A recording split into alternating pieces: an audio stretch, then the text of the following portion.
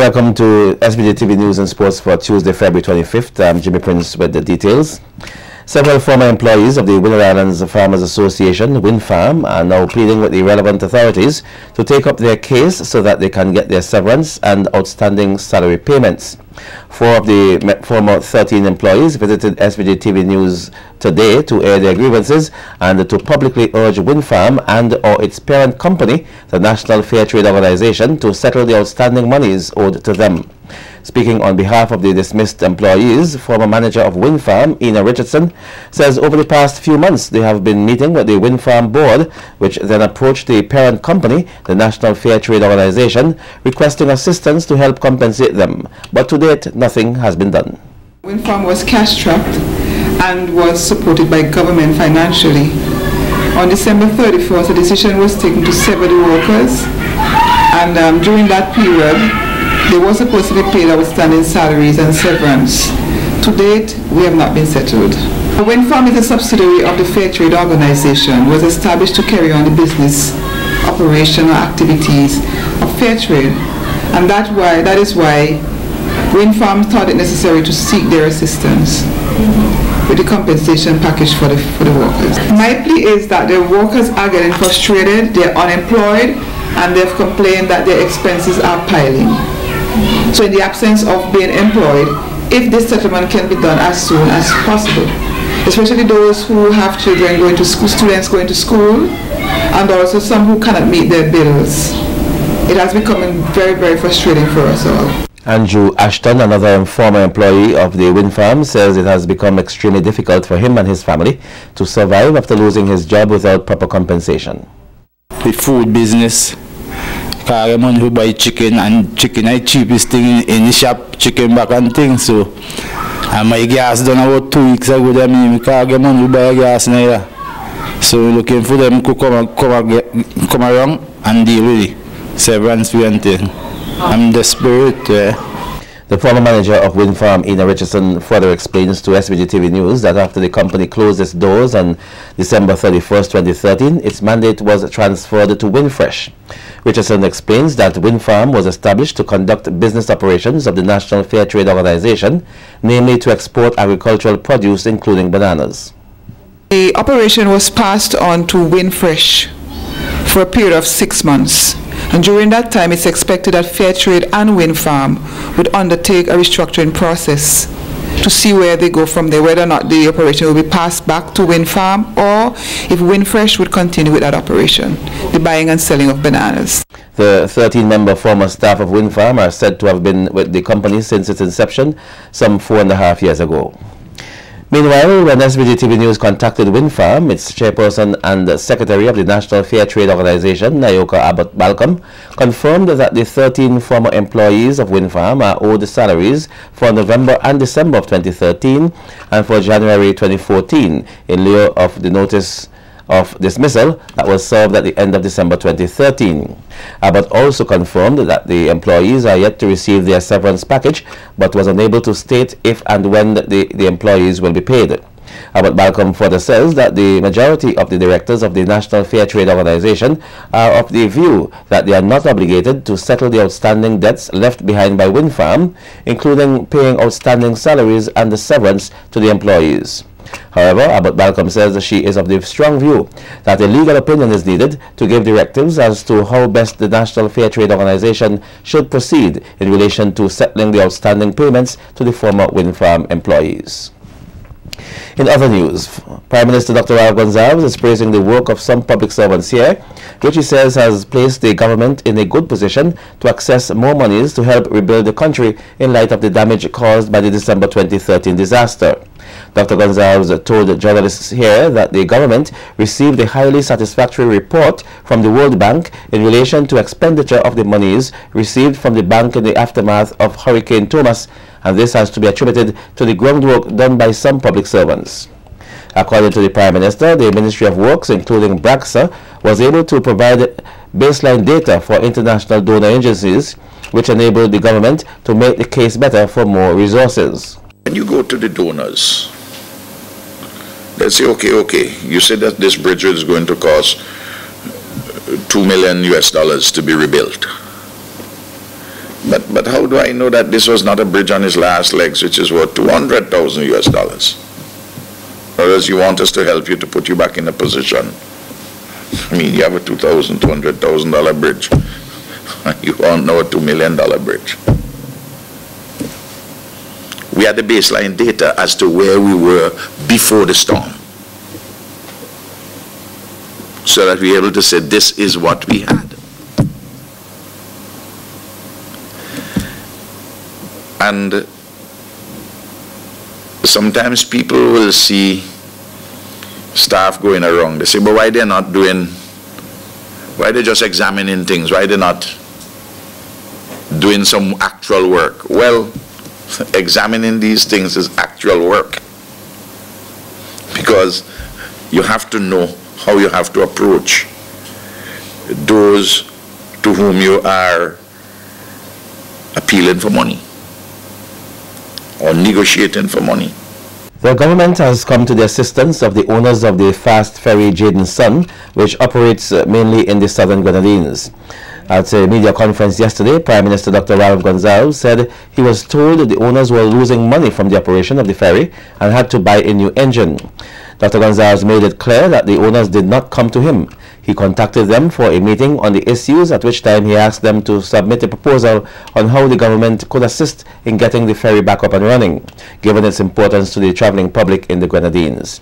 He said it was pointed out to him that it cost the operators of the fast ferry at least $6,000 in fuel for a round trip, which was not sustainable. The Prime Minister says after reviewing the proposal by owners of the fast ferry, he had Cabinet agree to provide the fast ferry and all other ferries which carry passengers duty-free concession on fuel. As it relates to the engine on the fast ferry, which needs to be replaced, Dr. Gonsalves says Cabinet also agreed to lend the owners $100,000 US from Petrocarib funds at a 4% over 10 years with a 2 years grace period. It has to be bought through the bonded warehouse system, so that you have a reputable dealer you're dealing with. That would save the fast ferry just over $1,000 a day. So if you travel 350 days in the year, that's $350,000. But it's not only for them. It's also for Jeffrey King, Barracuda, and those which come out of Beckwith too. And I spoke to Jeffrey King about this. Then they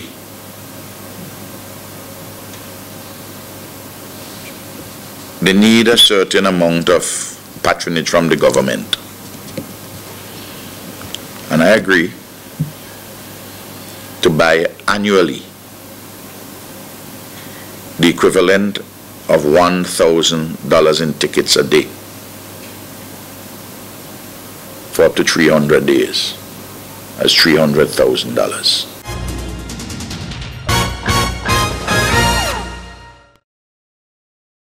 55 healthcare professionals here earlier today commenced a 2-day training for the implementation of a human papilloma virus prevalence and vaccine acceptability study.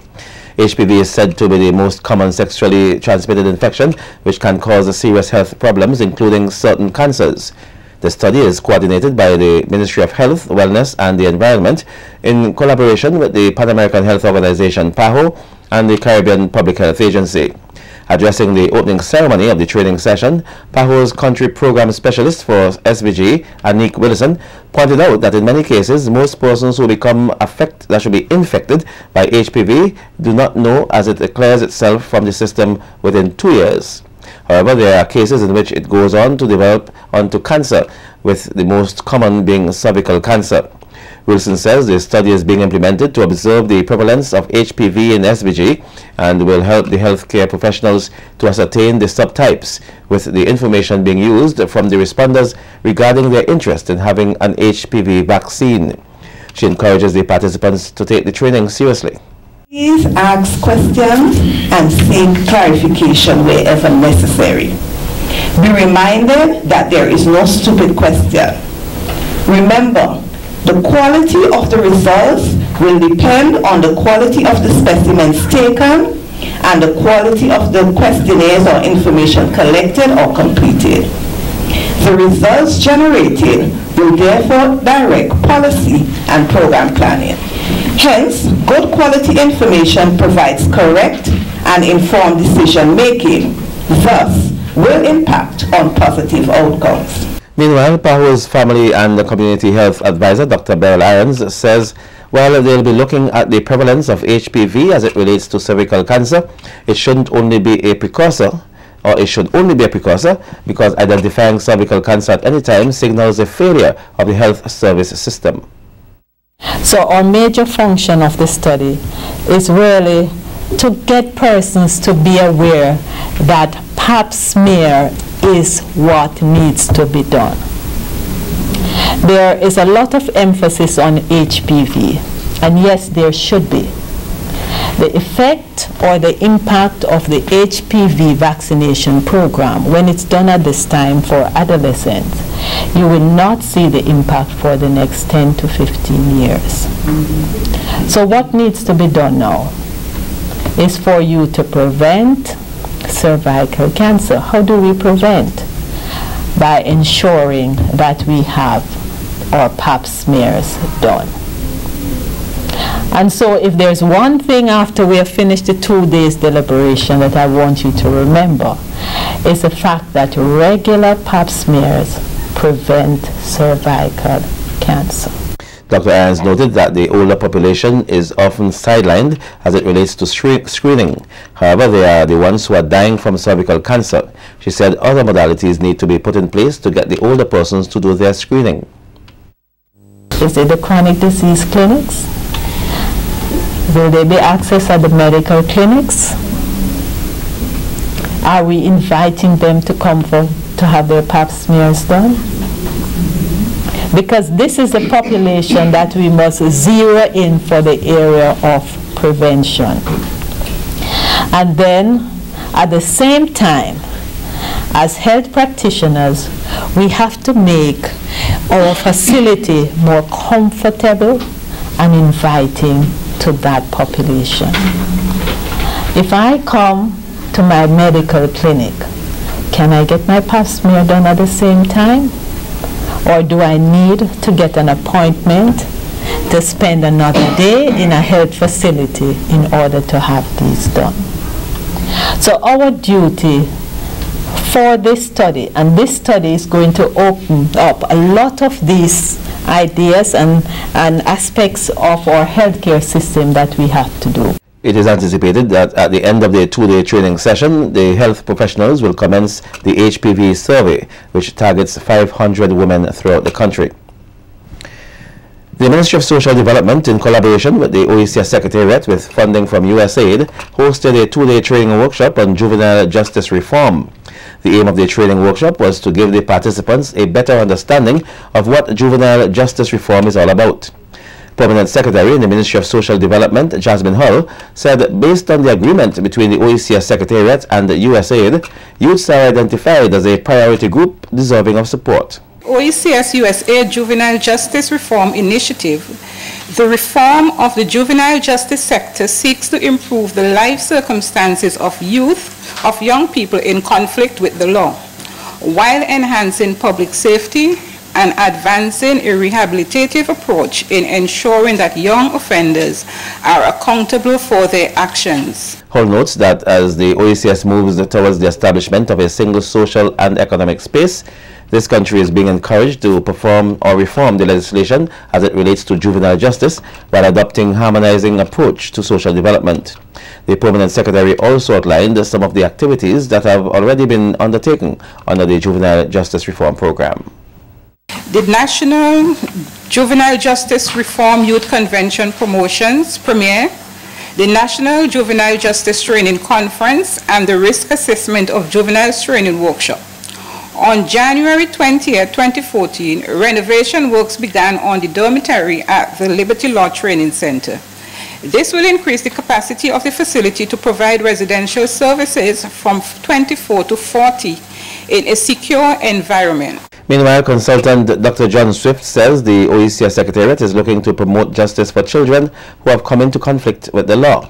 Swift stressed that it is their hope that juvenile justice reform throughout the 6 member states of the OECS remains consistent.